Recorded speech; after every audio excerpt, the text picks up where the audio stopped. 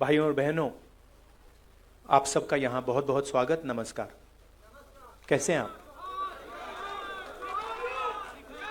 ठीक हैं आप? मैं देख रहा था वहाँ पे पोस्टर पे लिखा है संविधान सम्मान सम्मेलन, मगर सच्चाई ये है, सम्मान सम्मेलन तो है, मगर आज संविधान की रक्षा की जरूरत है। सिर्फ सम्मान से बात नहीं बनेगी। हम सम्मान करें और उसकी रक्षा ना करें तो सम्मान करने का कोई मतलब नहीं रहेगा, क्योंकि इस पे आक्रमण हो रहा है।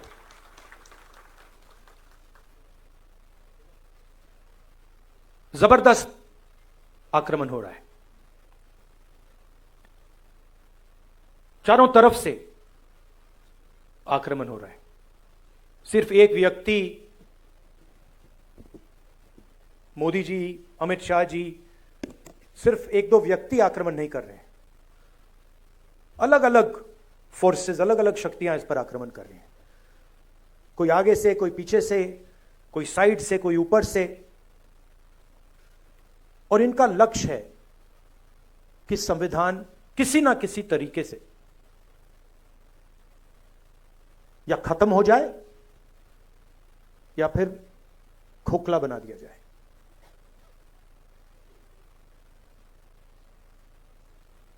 मैं आपसे सवाल पूछना चाहता हूं, ये आप अपने हाथ में पकड़े हैं, उठाइए इसको जरा। ये कब बना? ये कब बना?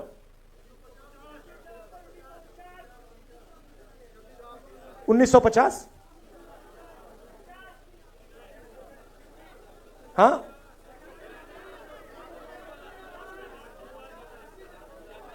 किस साल बना ये? एक व्यक्ति बोलिए, एक व्यक्ति बोलिए, आप बोलिए। 1949। कोई कह रहा है 1950, कोई कह रहा है 1949, कोई कह रहा है 1947। ठीक है, तो मैं आपसे अब दूसरा सवाल पूछता हूं। अगर बिरसा मुंडा जी नहीं होते तो यह बनता? अगर नारायण गुरु जी नहीं होते तो यह बनता? अगर बसवन्ना जी नहीं होते तो यह बनता? अंबेडकर जी नहीं होते तो यह बनता? बुद्ध भगवान नहीं होते तो यह बनता? गुरु नानक नहीं होते तो यह बनता? तो ये कितना पुराना है?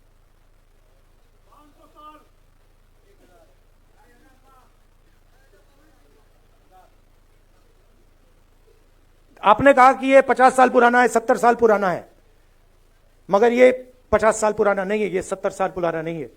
ये इसके पीछे जो सोच है वो हजारों साल पुरानी सोच है।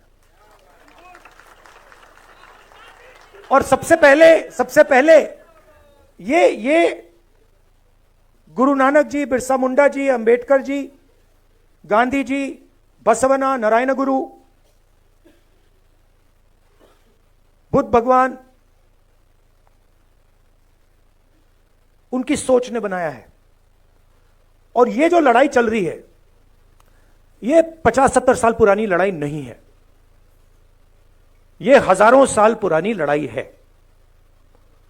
तो अगर ये कॉन्स्टिट्यूशन बिरसा मुंडा जी की सोच का है, गुरु नानक,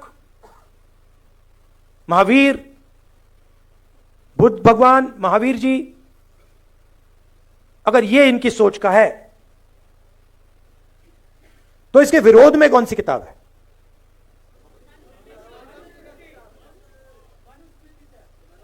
मनुस्मृति। ये जो लड़ाई चल रही है, और आपको ये गहराई से समझना होगा, ये लड़ाई कॉन्स्टिट्यूशन और मनुस्मृति के बीच में लड़ाई चल रही है। और ये नई लड़ाई नहीं है, ये हजारों सालों से लड़ाई चल रही है। अंबेडकर जी ने कहा, एजुकेट, ऑर्गेनाइज, एजिटेट। कहा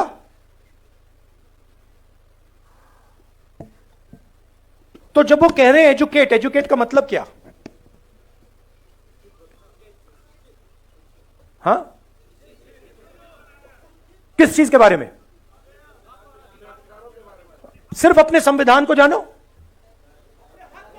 अपने हक को जानो। और मान लीजिए अगर एक युवा आज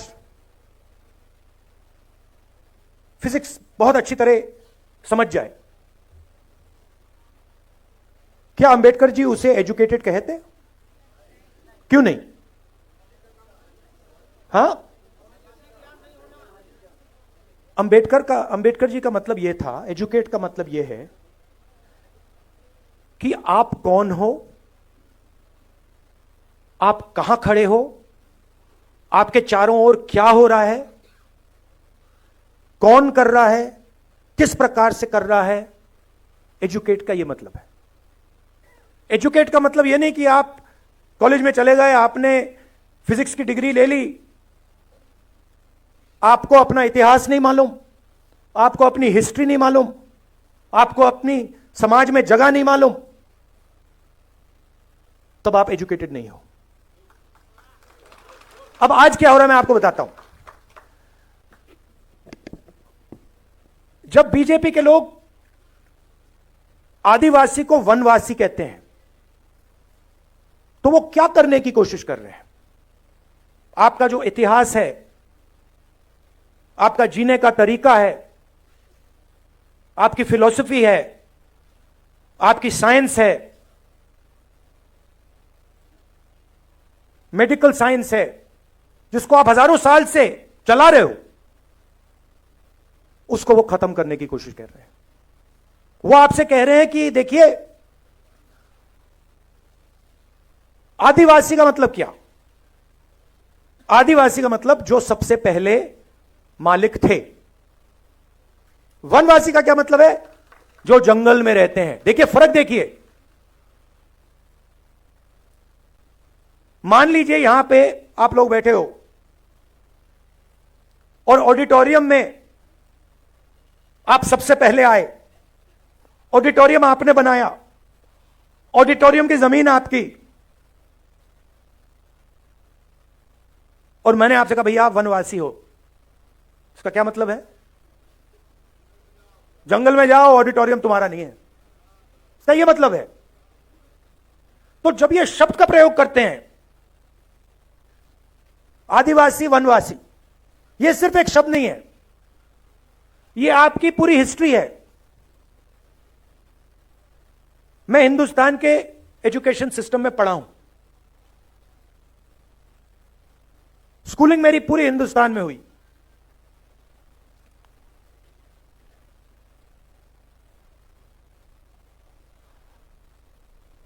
पूरा का पूरा जोड़ दीजिए तो आदिवासियों के बारे में आधा चैप्टर मिलेगा, 10-15 लाइन मिलेंगी कि हां हिंदुस्तान में आदिवासी भी हैं, मगर इनकी हिस्ट्री क्या है, इनके जीने का तरीका क्या है, इनके सोचने का तरीका क्या है, इनकी साइंस क्या है, इनकी पॉलिटिक्स क्या है, उसके बारे में कुछ नहीं। मैं हिंदुस्तान के सिस्टम में, स्कूलिंग मेरी यहां हुई, दलितों के बारे में एक लाइन, हां भाई अनटचेबिलिटी होती थी, मगर उनका दर्द, उन पर जो अत्याचार हुए, उनका जो अपमान हुआ, उनका जो इमेजिनेशन था, उनकी जो सोच थी, उनकी जो साइंस थी, उनकी जो फिलॉसफी थी, उसके बारे में कितना था? एक लाइन। आपने ओबीसी शब्द प्रयोग किया, अदर बैकवर्ड कास्ट, क्या ये आपका नाम है? ओबीसी अदर बैकवर्ड कास्ट मतलब हां, वो दूसरे पिछड़े लोग। किसने कहा कि आप पिछड़े हो? किस बेसिस पे कहा? आप इस देश को चलाते हो, आपका खून पसीना से यह देश चलता है, आपका जो हक है वो आपको मिलता नहीं है। आपकी हिस्ट्री कहां है? जिन लोगों ने इस देश को बनाया, जो किसान, मजदूर, बढ़ई, नाई, मोची, इनकी हिस्ट्री कहां है? कहां लिखा है? फाड़ दिया गया। जैसे कि हिंदुस्तान के 90% लोग हैं ही नहीं।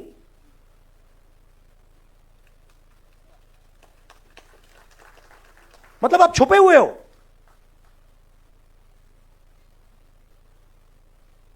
हिंदुस्तान के कॉर्पोरेट्स में देखिए आप, 250 कॉर्पोरेट्स की मैंने लिस्ट निकाली। कहां मैं देखता हूं भाई 90% आबादी में से यहां कितने हैं? 250 सबसे बड़ी कॉर्पोरेट्स में, मालिकों में, सीईओज में, सीनियर मैनेजमेंट में आपको एक ओबीसी नहीं मिलेगा, एक दलित नहीं मिलेगा, एक आदिवासी नहीं मिलेगा। करेक्ट? मैं यहां झूठ बोलने थोड़ी आया हूं।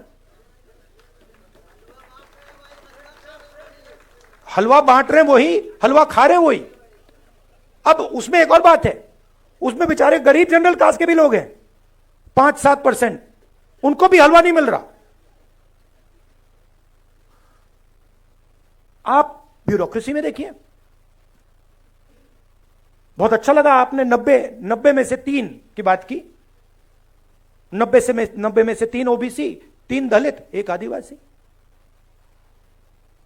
दलित की आबादी 15%, आदिवासियों की आबादी 8%, ओबीसी की आबादी कोई जानता नहीं है, कोई नहीं जानता। हम कह सकते हैं कि तकरीबन 50%, क्योंकि आपकी संख्या छुपानी है। बड़ा खतरनाक काम है। अगर ओबीसी को अपनी सच्ची संख्या पता लग गई,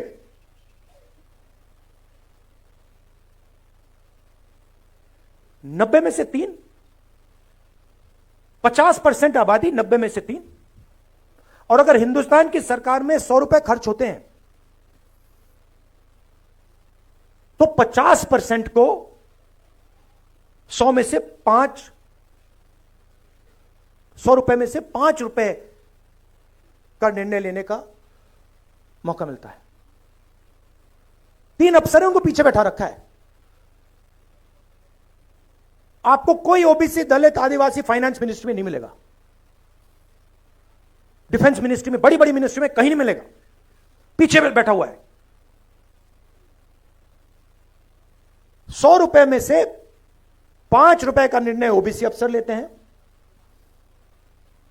100 रुपए में से 1 रुपए का निर्णय दलित अफसर लेते हैं,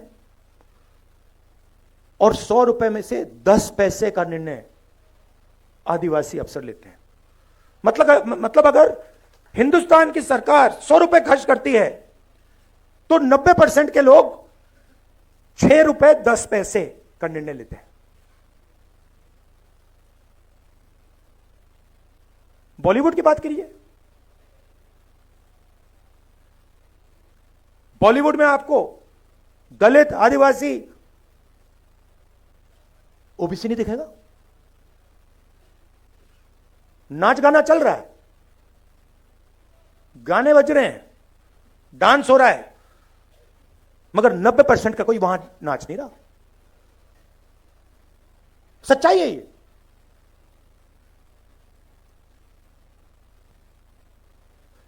राष्ट्रपति आदिवासी वर्ग की हैं। पहली बार राष्ट्रपति जी को आदिवासी वर्ग से बनाया गया, मगर जब पार्लियामेंट का उद्घाटन होता है तो उन्हें कहा जाता है कि आप आदिवासी हैं, आप अंदर नहीं आ सकती हैं।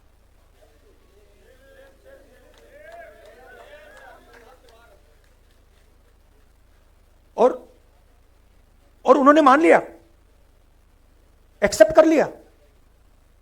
राष्ट्रपति है,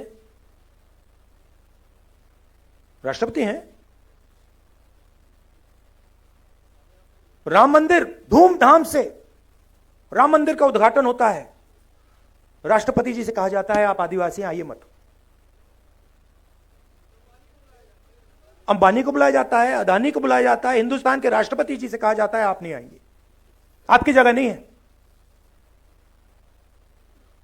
अगर यह संविधान पर आक्रमण नहीं है कि राष्ट्रपति जी पार्लियामेंट हाउस का उद्घाटन नहीं कर सकती, तो क्या है?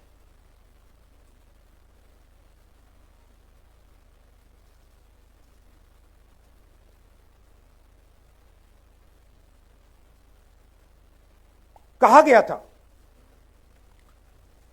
संविधान में कहा गया है कि एक व्यक्ति को एक वोट का हक मिलेगा, इसमें लिखा है। और हिंदुस्तान का हर व्यक्ति एक जैसा है, कोई बड़ा नहीं है, कोई छोटा नहीं है, सबको वही हक मिलना चाहिए, कहा गया है। आप हिंदुस्तान की कोई भी संस्था देख लीजिए जो कॉन्स्टिट्यूशन को चलाती हैं, इस कॉन्स्टिट्यूशन की रक्षा कौन सी संस्था करती है बताइए? मीडिया करती है इसका? मीडिया को करना चाहिए? करती है? नहीं। इलेक्शन कमीशन इसकी रक्षा करता है? नहीं करता है। जो CBI, ED, income tax department के लोग हैं वो इसकी रक्षा करते हैं? नहीं। ब्यूरोक्रेसी के लोग इसकी रक्षा करते हैं? नहीं। क्यों? क्योंकि ये सारी की सारी संस्थाओं को बीजेपी ने कंट्रोल कर दिया है। पूरा देश जानता है कि मीडिया में 90% का कोई नहीं है। पत्रकारों को देखिए, एडिटर्स को देखिए, मालिकों को देखिए, मुझे बता दीजिए कौन सा अखबार है हिंदुस्तान में जिसको दलित, आदिवासी, पिछड़े वर्ग के लोग चला रहे हैं? मुझे बता दीजिए, मान जाऊं मैं, एक नहीं है। तो आपकी आवाज कहां है? कैसे निकल सकती है आपकी आवाज? आपकी आवाज आपके दिल में है, मगर हिंदुस्तान की संस्थाओं में नहीं है। Election commission, ministry, media, judiciary, कहां है आपकी आवाज? और फिर नरेंद्र मोदी जी कहते हैं मैं पिछड़ों का सम्मान करूंगा, दलितों का सम्मान करूंगा, आदिवासियों का सम्मान करूंगा, और फिर आपके हाथ से आपकी शक्ति छीन लेते हैं।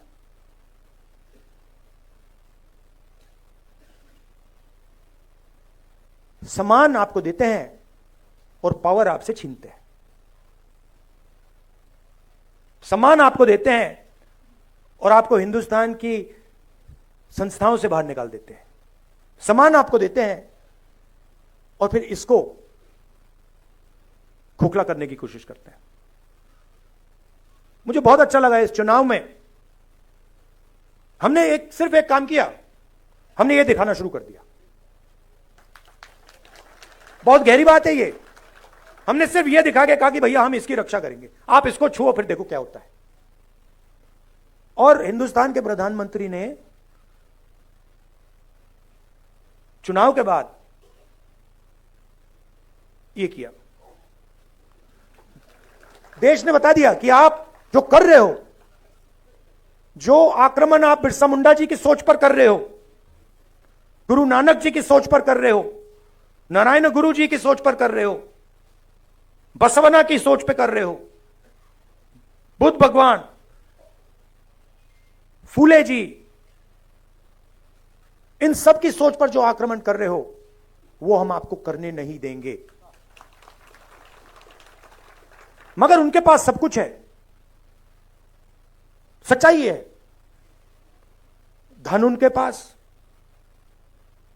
संस्थाएं उनके पास, मीडिया उनके पास, CBI, ED, income tax department. अब आप कहोगे भाई अगर सब कुछ उनके पास तो हमारे पास क्या है? हमारे पास सच्चाई है और हमें कुछ और नहीं चाहिए। आप ले लो, आप संस्थाएं ले लो, सब कुछ ले लो, धन ले लो, संस्थाएं ले लो, जब तक हमारे पास सच होगा सारा का सारा न्याय हमें मिलेगा। और यही इस चुनाव ने दिखाया है। हमारे पास मीडिया नहीं, मैं आपको बताऊं, कांग्रेस पार्टी के बैंक अकाउंट बंद कर दिए।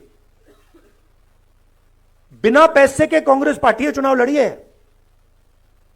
आप सोचिए, हिंदुस्तान को लोकतांत्रिक देश कहा जाता है, सबसे बड़ी ऑपोजिशन पार्टी के बैंक अकाउंट बंद कर दिए, तब भी हम लड़े, सच्चाई के साथ लड़े, संविधान के साथ लड़े।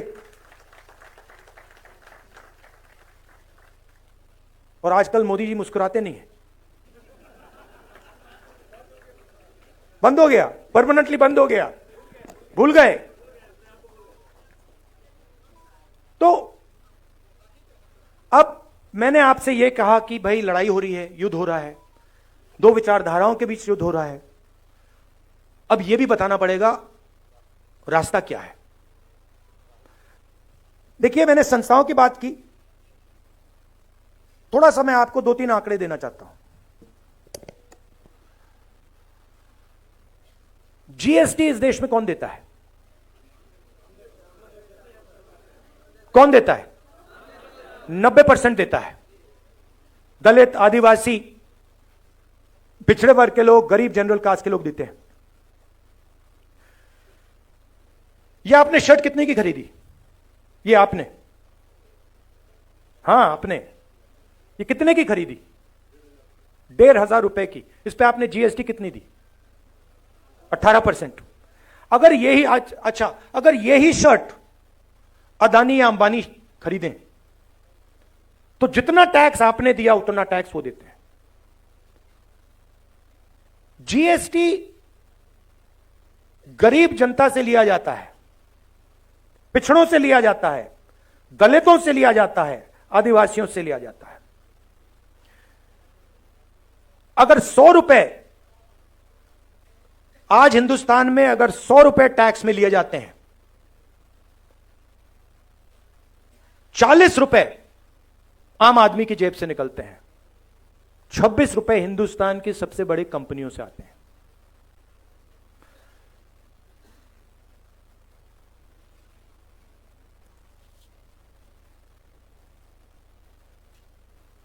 सबसे गरीब लोग,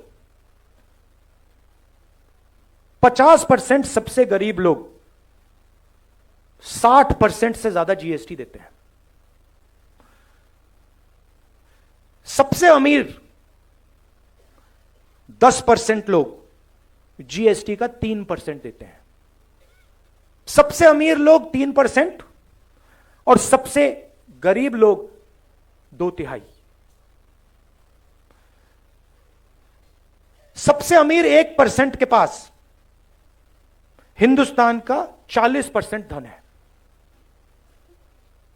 ये जो आपको दिखते हैं 25-30 अरबपति, इनके पास हिंदुस्तान का 40% धन है।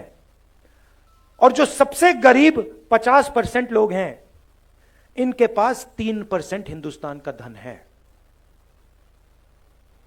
सबसे गरीब 50% के पास 3% धन और 1% के पास 40% धन।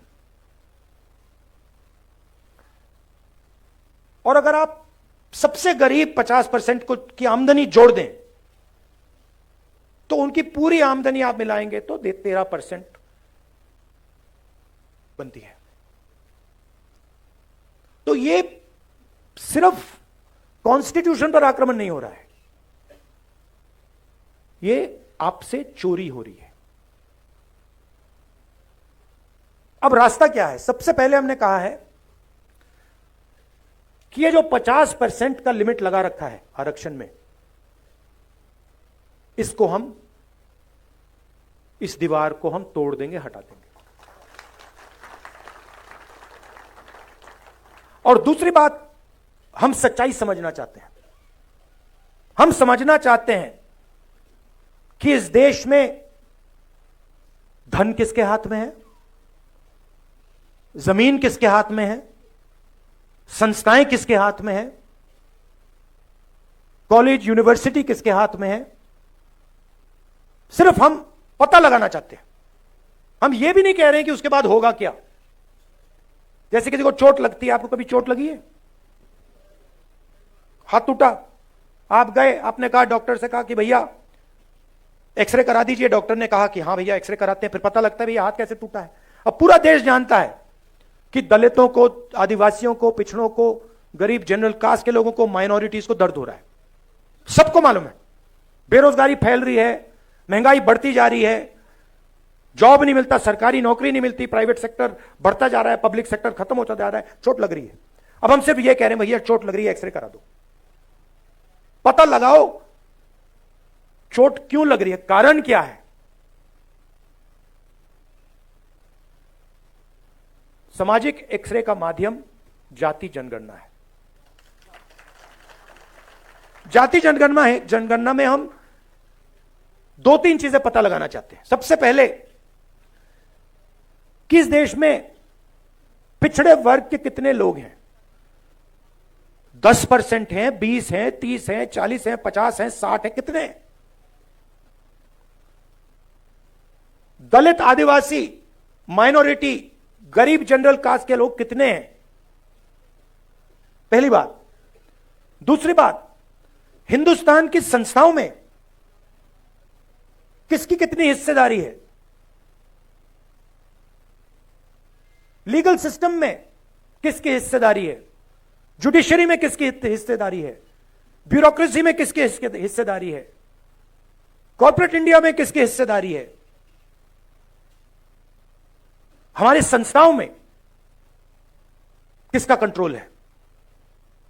मीडिया में कितने लोग हैं? 90% से। कॉर्पोरेट इंडिया में कितने लोग हैं? बड़ी बड़ी ब्यूरोक्रेटिक पोजीशंस में कितने लोग हैं? हिंदुस्तान में जो सेक्रेटरी लेवल के अफसर हैं उसमें कितने लोग हैं? हम एक्सरे करना चाहते हैं। अब अगर आप अस्पताल जाते और आप डॉक्टर से कहते भैया मेरा हाथ टूटा हुआ है, लग रहा है हाथ टूटा हुआ है, हिला नहीं पा रहा हूं, एक्सरे करवा दीजिए, और डॉक्टर आपसे कहता नहीं एक्सरे नहीं कराऊंगा, तो आप क्या करते? अब जब हम जाति जनगणना की बात कर रहे हैं, हम कह रहे हैं कि भैया एक्सरे कराइए, मोदी जी कहते हैं हम नहीं कराएंगे। कैसे नहीं कराओगे? अगर आप नहीं कराओगे हम कराएंगे। और मैं आपको बता रहा हूं, आप लिख के ले लो, जाति जनगणना को और ये जो 50% का बैरियर है ना, इसको अब कोई शक्ति नहीं रोक सकती है। जो करना है कर लो, जो करना है कर लो, आज नहीं तो कल। जो करना है कर लो, आज नहीं तो कल। जाति जनगणना, इंस्टीट्यूशनल सर्वे, 50% की जो दीवार है, यह कार्रवाई होगी ही होगी। मैं बता रहा हूं, मैं 20 साल के बाद राजनीति को समझता हूं। जो ये 90% को छुपाया जा रहा है, मिटाया जा रहा है, इनकी हिस्ट्री को खत्म किया जा रहा है, 90% में बहुत शक्ति है। आपके पास मीडिया नहीं है, मीडिया नहीं है आपके पास जुडिशरी नहीं है, आपके पास ब्यूरोक्रेसी नहीं है, मगर सच्चाई आपके साथ है। और यह काम मिलकर होगा, यह बंटने से काम नहीं होने वाला है। एक आवाज से मिलकर यह काम करना पड़ेगा, और यह काम मैं आपके साथ करने वाला हूं। यह मैं आपसे कहना था, मैं आपसे यह कहना चाहता था, सबसे जरूरी चीज, चाहे जाति जनगणना हो, चाहे 50% का बैरियर हो, सबसे जरूरी चीज इसको बचाने का है। अगर यह हाथ से निकल गया, अगर यह खोखला हो गया, अगर यह खत्म हो गया, तो फिर कुछ नहीं रहा। तो सबको सबसे पहले इसकी रक्षा करनी है। संविधान की, बिरसा मुंडा जी की सोच की, आदिवासियों की सोच की, अंबेडकर जी की सोच की, गांधी जी की सोच की, गुरु नानक, जो नाम आपको मैंने बताए। और यह मत सोचिए कि यह लड़ाई 70 साल पुरानी है। यह लड़ाई हजारों साल पुरानी है। यह लड़ाई चलती जाएगी और इसको हम जीतने जा रहे हैं। धन्यवाद।